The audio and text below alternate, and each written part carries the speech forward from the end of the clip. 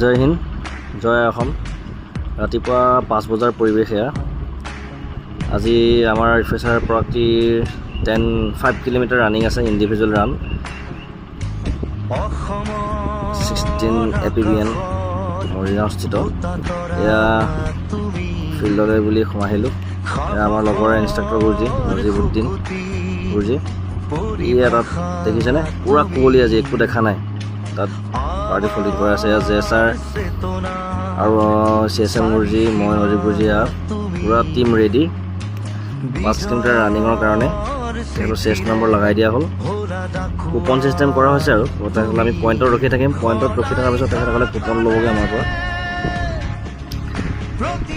এতিয়া এইটো 1 নম্বৰত আহিছে বড়ো, এইকেইটা 2 নম্বৰ 3 নম্বৰ ইয়াত কুপন লৈছে, ৰিটাৰ্ণ গৈছে আকৌ। এয়া পাবগৈ অলপ পিছত। বাকী দেখাই থাকিম, এনেকৈ চাই থাকিম।